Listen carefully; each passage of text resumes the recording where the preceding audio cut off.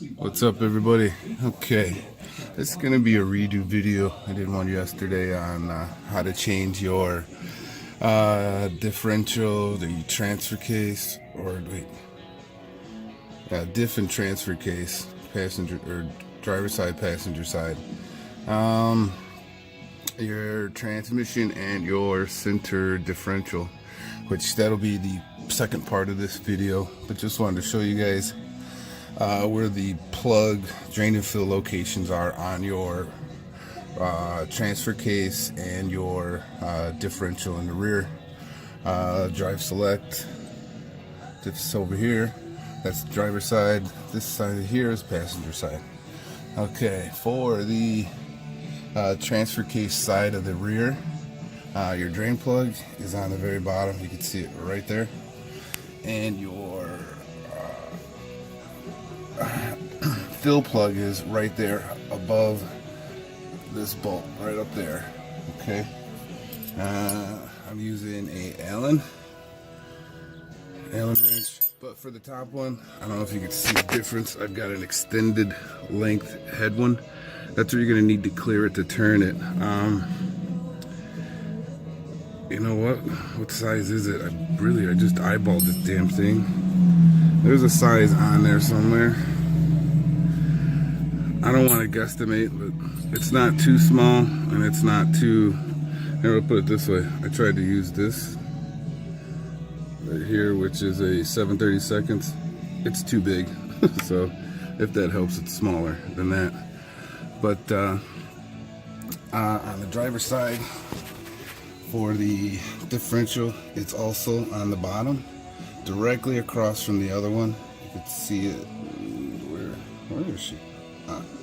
There it is. And the other location for the fill is up top on the side of it. It's easy to get to. You'll see ATF. Let me see if I can do it. I've got custom exhaust that kind of gets in the way over there, so I'm not sure if you guys are going to be able to see that. But let me try it.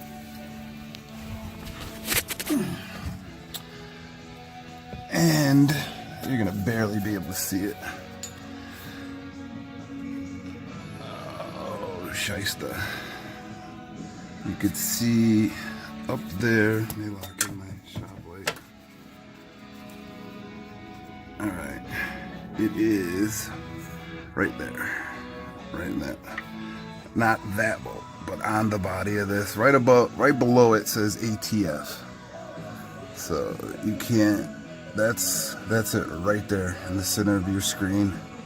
It's also the same size Allen. Let's see, one side of this is approximately, the driver's side is approximately 0.5. You really get yourself two, not liters, I think these are pints. Oh, whatever. Get yourself two pints. I'm sure that's pints. It's red line. 75, 90. I'll show you in the next video the fluids that I used for this. I got them through ECS because I wasn't exactly sure on what type, so I actually went with ECS, hoping they were correct in putting that package together for the transmission and the diff. What wasn't included in there was for the center differential, which takes 4.5. Anyway, I'll save all that for the next video. But this is for your rear diff and your rear transfer case. About 2 pints or 2 quarts, and you should be good. It's a drain and fill system. So, but really, remove your. Well, first, what you want to do is make sure you can get those loose, the fill holes up top. If you can't get those loose, there's no point draining it, because how are you going to put it back in? I know it sounds like, duh, but maybe some people don't think about that. They shoot for the easiest bolt first. But make sure you can get the fill holes loose, and then go ahead and crack open your drain holes. Let them drain out. You can do them at the same time, or you can do them at different times. It's up to you, but nevertheless. And then you're going to fill through the top. I've got a pump system which I could fill through the rear. It gets a little bit messy. But really, if you're quick enough with unbolting the fill part through the drain hole, then you put your thumb on it so you can get your drain plug back in. But yeah, two simple tools. I've used this, a little socket for a leverage. But again, a tip, you can see the length.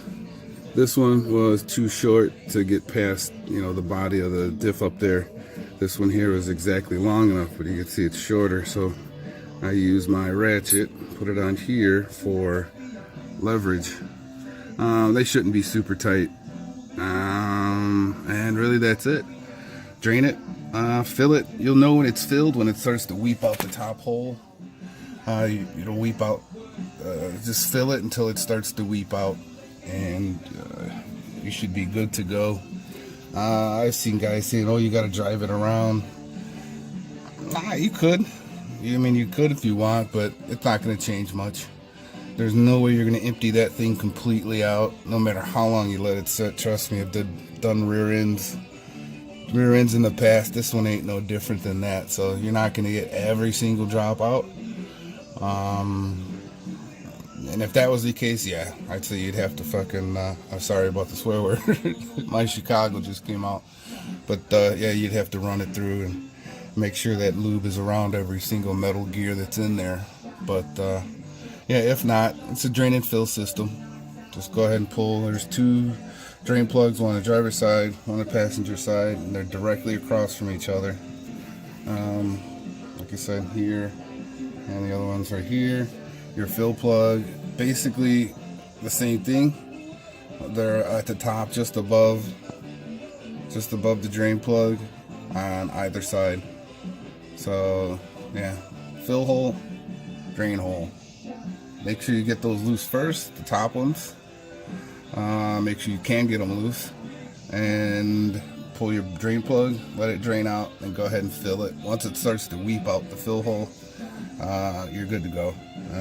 Maybe check it another, I don't know, or whatever, a few hundred miles, I guess. It wouldn't hurt to check them. So, and now, like I said, all you need to do is crack that fill hole. When you're going to check it, just pull that fill hole bolt, and if it weeps out, you're still good. If it's not weeping, go ahead and throw a little bit in there. It may take a small little amount, but as long as it's not empty, you're good.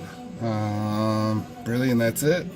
Alright guys, there'll be a part 2 to this. I will show you the transmission and the center differential drain and fill points and a couple other things that I found on this Audi B8 2010. Ours is different than the 11s. But again, I'll save that for the next video.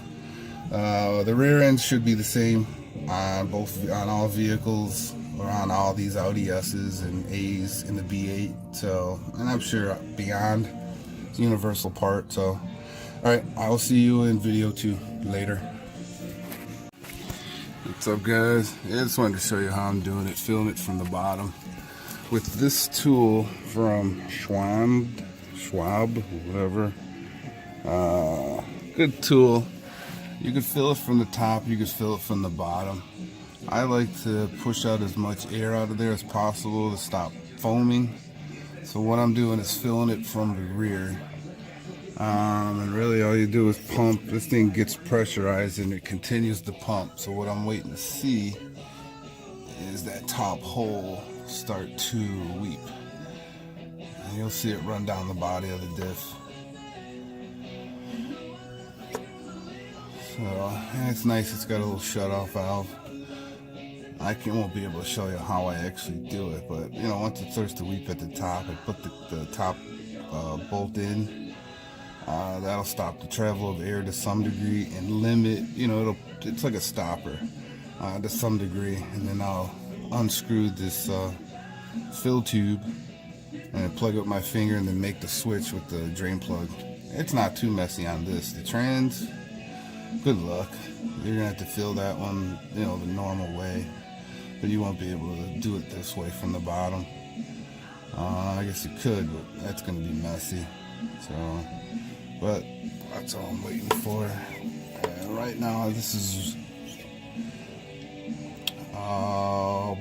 pint I'm thinking is going to fill it. So